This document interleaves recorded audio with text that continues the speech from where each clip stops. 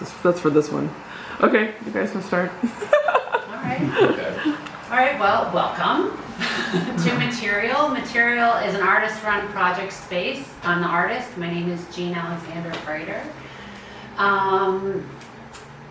This has been around since 2018. It only shows solo shows, only solo exhibitions. I think it's an important place for artists to take risks and do things maybe they wouldn't have done in group shows. There's no curation. It's a dialogue between the two of us, which we will continue today. So I'm happy to have you here on this wintry day, and also to have George with us. George and I talked about this work a little bit over a year ago, and it started with this piece on the ground. And it's an interesting thing because it's called Material. You have worked immaterially, I will say, for what, the last decade or so, maybe longer.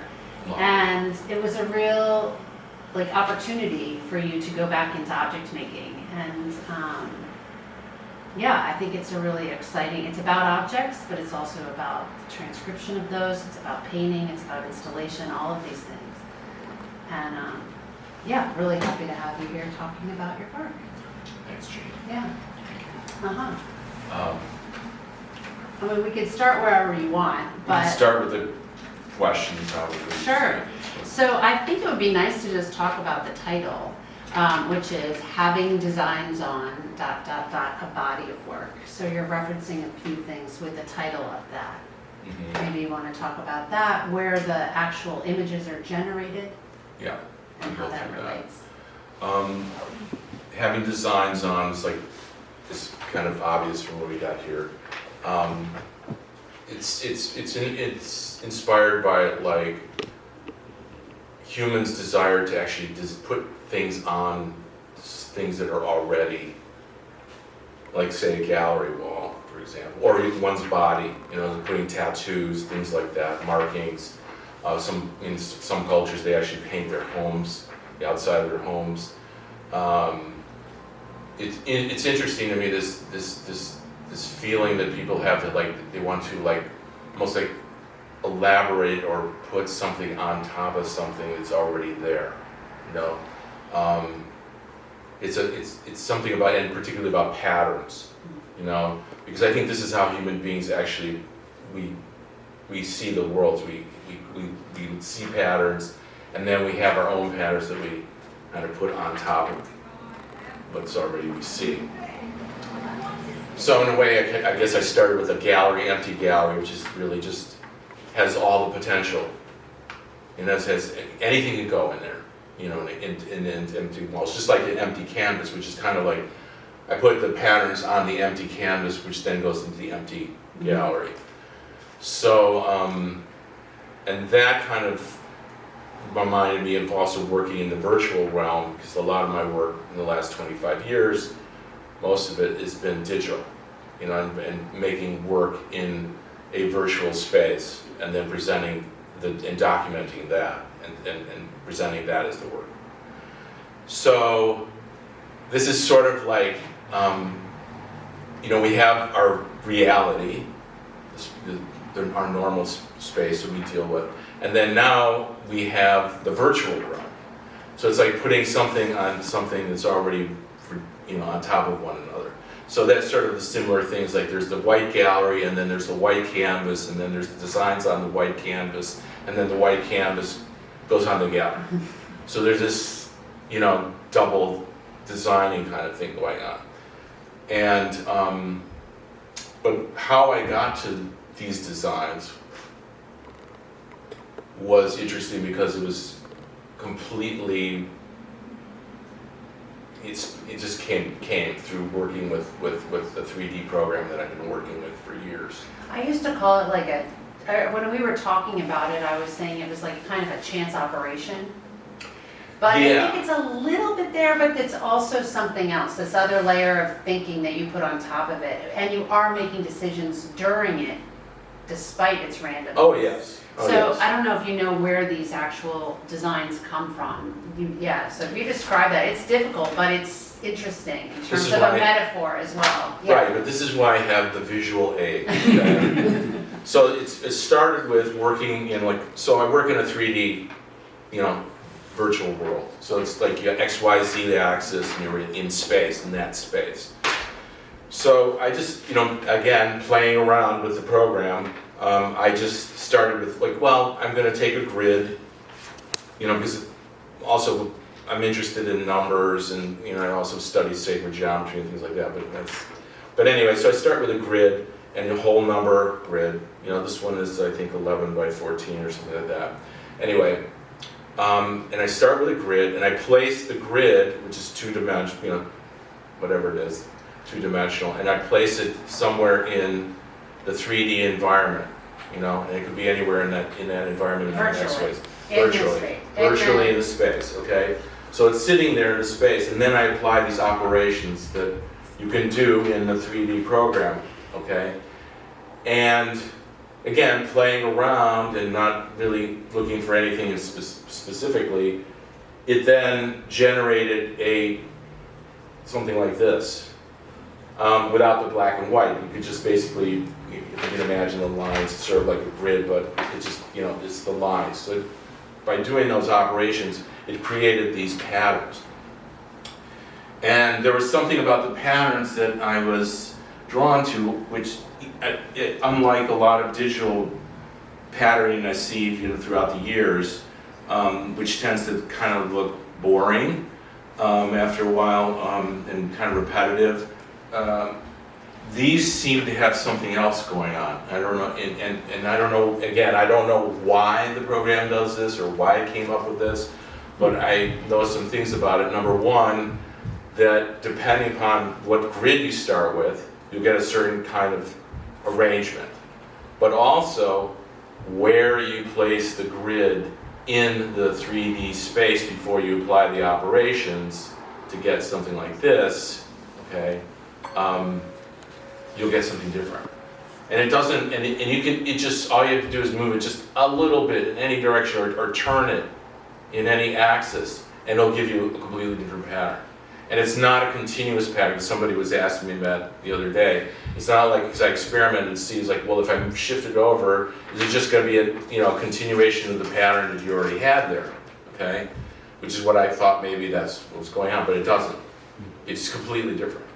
So that was also got me to thinking as another metaphor for astrology, which actually I'm also interested in.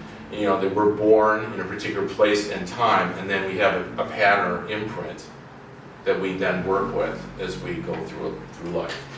So there's that other aspect too.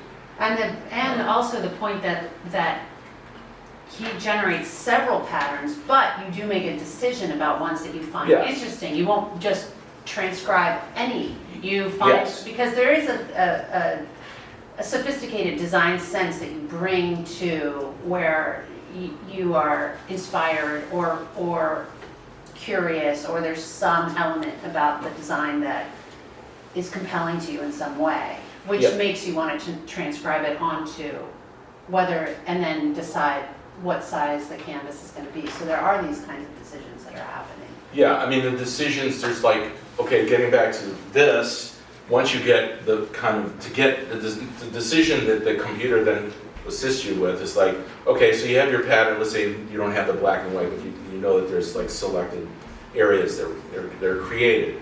So then the computer has this random select option. So you can then, randomly select what's going to be either black or white.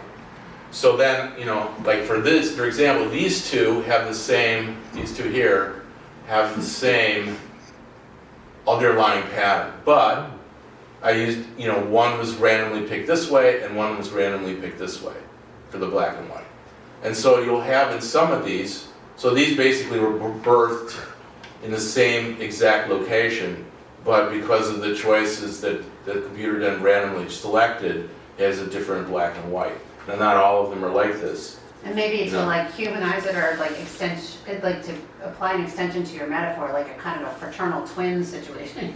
Yeah, exactly. And I have that with this one here too, the one that's hanging. It's the same, these two are the same, but then they kind of almost created a Janus like double-headed. If you look at the other side, it doesn't spin, unfortunately. But anyway, you'd see that it's like, it looks like two like heads. You know, one's in profile, one's in frontal. So, anyway, that's how the patterns are. And then the other thing is, one of my choices, like you were asking about, like, I didn't make aesthetic choices of the patterns, is that the patterns is sort of like a Rorschach. For me, you know, and somebody else noticed that right away too, a couple of people, that like, people will see different things in these patterns. And what I was seeing is different kinds of things, like art historically, I was seeing like Picasso here, primarily Picasso, Braque, and then other things I was seeing, like, you know, more hieroglyphic, which I'm interested in as well. Throughout my life, I've been interested in ancient cultures and civilizations, and, you know, I've traveled and seen, I've been to Egypt and stuff like that, which is another thing I mentioned about how I installed this in this kind of like environmental kind of thing. It was sort of like when I was in Egypt, I went to the tombs, and you're surrounded by images that we really have very little understanding of what's going on in those images, but you're still getting stuff. You know, it's happening, something's happening with you. So that's kind of one of the reasons why I decided to do this installation, you know. And it's sort of like theater too, you know, it's like, because I keep, you know, throughout, I don't know if this is following, but it's like, you know, years and years of going on the internet and looking at all these galleries and galleries and galleries and seeing things hanging on the walls and hanging on the walls, is sort of like, I realized the whole thing is kind of theatrical, you know. And in a way, I look at kind of this whole life as sort of theater, you know. That's an old metaphor, I think it's Shakespeare or something like that. But anyway, so in a way, a gallery is a theater. So this is also part of that as well. And in doing the virtual work, this relates again to the digital realm. I see that as also, again, part of a theater, you know. Yeah, they're super interesting too, in terms of like seeing the paintings as objects, the care that was taken to, for example, extend the pattern to the edges, so that you're really emphasizing the objectness of this reality that we're living in. I love how you talk about the openness of these patterns. They're meaningful to you, compelling to you, they remind you of your own history, but you like hold back a little bit in terms of giving all that away, so that a viewer can come in and bring what they have to the work and see what they see. It is a common thing we were talking about, to see faces in these patterns. That occurs here too at times. There is like references to bodies too. Yes. Embodied, yes. Yeah. I think that's the thing. And this, like this one particular, it was sort of the obvious crucifixion, or also like I mentioned, it's sort of like a floor plan of a cathedral or a church or something like that. Which again, I'm interested very much in, like, because of sacred geometry and sacred buildings and structures. That's kind of my interest, you know. Yeah. And there was conversations we had about your interest in numerology, and maybe like the dates and the numbers and the ways you put things together. I don't know if you want to expand on that at all. Oh yeah, no, for sure. Because, you know, after I've been kind of studying alone and with, like, you know, Zoom things where with other people who really study sacred geometry. Actually, I'm in a group in England that we do Zoom meetings all the time, like a few times a month and things like that. And I mean, they're old geometers. They're like, they've all these books, but, you know, England is a real center for a lot of this. You know, a lot of people are studying for obvious reasons. They have all the stone circles and, you know, everything like that. But anyway, so yeah, I've been studying this since, you know, when I'm probably 1980 or something like that, when I bought my first book, but there weren't that many books on it. And so I've been, you know, moving along with that. And so I've actually applied in these operations, I would have, like, you know, played around with, like, you know, isolating certain sections of it and then applying the operation, then other sections kind of in these kind of proportions. But what's interesting is that when my wife and I installed this show, is that some of these arrays, which were completely spontaneous, they were not, because each one of these pieces are made by themselves, each one of these rectangles. I had no idea how this show was gonna go up. So it was just completely, we're there in the moment. And so some of these arrays actually ended up being significant from a sacred geometry proportionally without me actually thinking about it.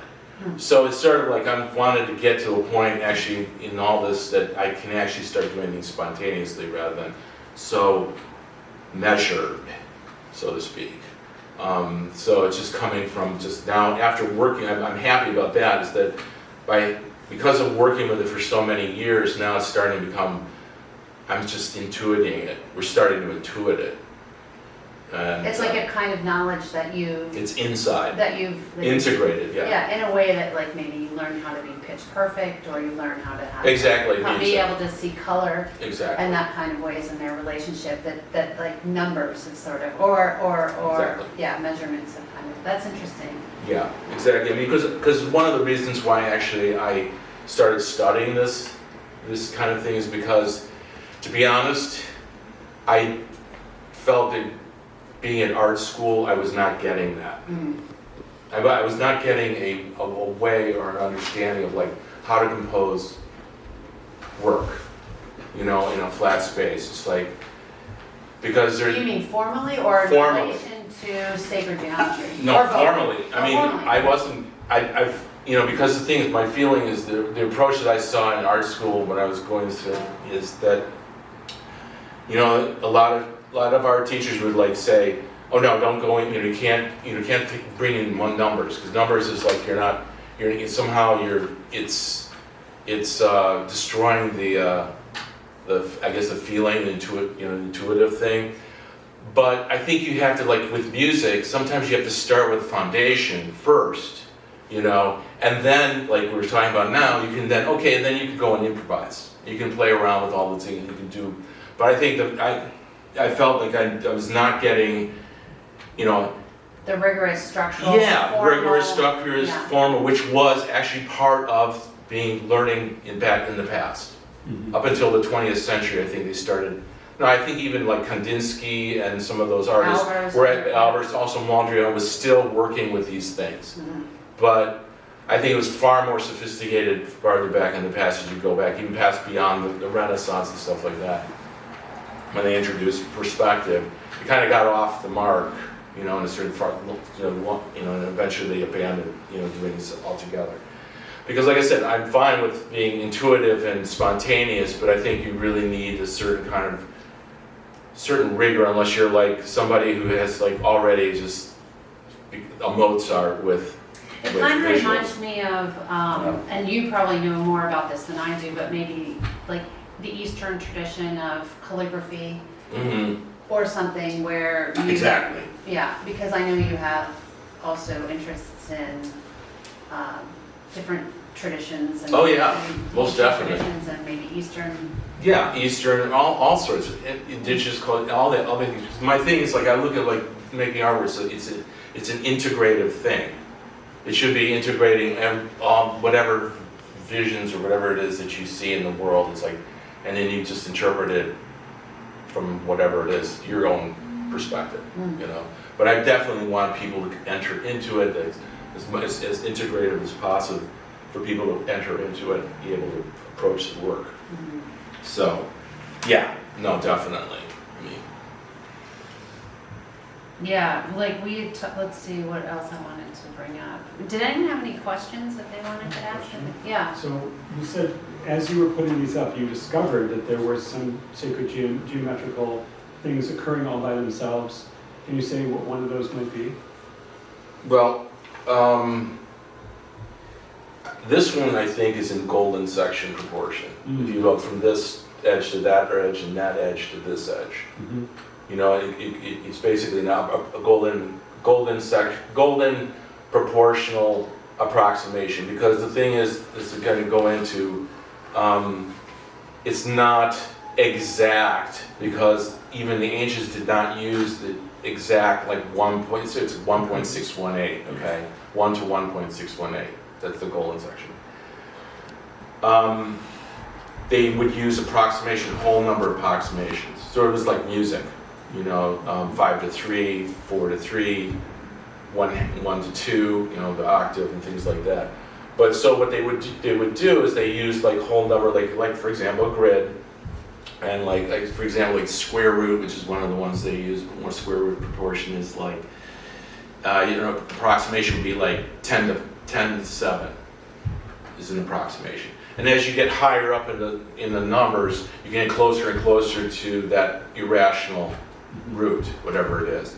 So these are like, that's like the grids, it's like the numbers come out to be an approximation of the golden section. The other ones are more esoteric, I don't want to go into, but like this one particularly is really, and this one as well. I think this one came close to, I think a square root of 3 approximation, if I'm not mistaken, which actually was used a lot in Gothic cathedrals, because it has to do with the Vesica. Anyway, it's a square root. Which it looks like the nave or like the Yes. floor plan of a cathedral. Right, and then when I combined the images on it, then I was also looking at it another way. I was looking, it looked like a totem pole that was fallen as well. So because it has it has those kinds of patterns on it, so it reminded me of that as well. And again, see, and I also titled it combining two different. I can't remember. When was it? Was it? One of the things that we were talking about in this was going back to or touching upon a subject we haven't really talked about so much is the thing of like how we all bring whatever to whatever we're looking at, so our own perspective, say looking at the night sky or looking at clouds. And so playing on that thing of looking at the sky at night, done all over the world, they get named. And so in different places, different cultures, there's the same configuration that people cluster has different names. And this one, so again, we were thinking in terms of in the naming, which came on the 5th day, 4 days of hanging, the 5th day of naming, is that that if we gave them, if we think in terms of constellations, so many of these names refer to almost like phenomena in the sky, but with no real hint as to what we may see at all. So there's a couple of names that we took from other languages, and that this looks like, what was it? Like, a cross, the Southern Cross in the Southern Hemisphere. And I can't remember if it was George or me, we did a search, and the Maori have a name, and who also happen to be a culture that does heavy tattooing, embellishment of the human body. So the name of that is, I can't remember. Cross. Yeah, but it's like something, and then cross, yeah. Yeah, I think it's in Tepunga cross. Cross, yeah. yeah. And someone else pointed out that triangle on the chest there is referencing like, it's not the stigmata, but This one here. the The slice, sword. the sword. Oh, Yeah, that's interesting. Which is, I didn't know if you had seen that, but someone had talked to me about that. Oh, I didn't see that run, but that's. But so someone had Yeah. brought that up, which is interesting because you're sort of, I mean, it is like looking at the night sky, but we do have these constellations that exist there, and and we're naming them. So there's that. You're sort of bringing us into that space through that naming of like, what do you see, right? Exactly. So it's like, but I didn't want to like, in the titles, I didn't want to like point people in a certain direction, like it's this or it's that. So it's like still, even though they're titled, the title's kind of more They're open. related to, they're more open and related to like maybe how their constellations or like how they're arranged, the arrangement of it. The other thing to talk about the sky thing is that this is all done, also the medium is house paint, but specifically it's ceiling paint. So, again, like we got the floor, we got the walls, and then I include the ceiling. through the materials. So, and it's also very flat. So there's like a lot of, there's some ambiguity, but it's not, you know, there is, like, you're presenting yourself in there too. It's not so agnostic that you're not, that you're completely leaving it so open that no one has any opinion. You are guiding in different ways, Oh, sure. which lead to this kind of spiritual, maybe, this historical, cultural place. Yeah. Which for me, that's always been the kind of, I think, what art would be doing, just by what it does. And This they're is just not- kind of like, you know, I don't know. Yeah, no, You know I what I'm was saying? just to add to that is that they're also not taped. They're each Oh, one yes. is hand painted. That's right. And I think that's important because the edges are soft but very perfect. And, you know, it's those small things that you don't know that you don't see, that you are seeing. Yeah. George, your microphone. Oh, Yeah. thank you.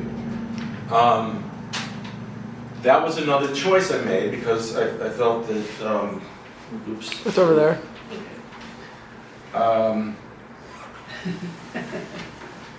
Because even though I wanted to make an incursion into like real space with the digital, I didn't want to become so material.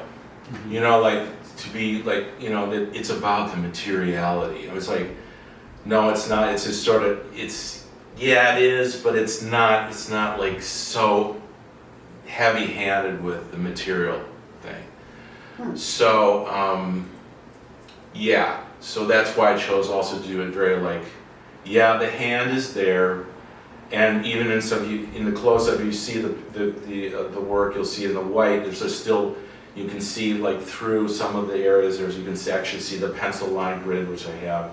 So it's referring back to the grid again through that. But I wanted to keep it sort of like, I'm trying to come to this like almost like this liminal space. There we go. The famous liminal. I had to bring the liminal in of like just between two worlds. Just making a little bit of like, you know, into our world, you know. So just like being in that like space right there. So again, like the Vesico, where it's just like kind of you're in between two worlds, in two dimensions, whatever. George, if you let the wire come between your legs, would you? So, Yeah, Can I you have this ask other you a question, sure, of course. We have a follow-up. I'm kind of interested in hearing your experience of producing this, because you said you take these cells, and to me it's like potential, and you put them in a place which is like their fate, and then you can change it so they have a different destiny, and you're controlling it, and then you start doing it intuitively, and I imagine it kind of being kind of like an experience, a godlike experience, you know, like there is life when I do it this way or do it this way, and then I'm just kind of in it, and all of a sudden here is these beautiful manifestations. I'm just wondering what your experience of kind of being in that space was like, or what it's like for you. it's fun. It's fun. I mean, that's really what it is. I mean, that's one of the reasons why I do this, is because it's fun. If it stops being fun, then, you know. I mean, that's kind of why my process is play. You know. And as long as I can still play, and I can do, you know, whatever, you know, I'll keep doing it. You know, so in a way, to answer you, Phil, it's like, yeah, it's like, it's just, I guess joy would be the word, probably would be a better word, you know, but just kind of getting into it, just like, yeah, this is so cool, this is this, and then I can do this, I can do that, and there's these possibilities, and you're just kind of getting into whatever it is that's going on, you know, it's not like, so like, one of the things like I would never sit there with like one of these canvases and like, oh, I don't know, maybe I'll put the line here. Thankfully the computer, this is where I'm, you know, the artificial intelligence, again, I'm just like working with, it's like, it just keeps, you know, it just does the whole, it doesn't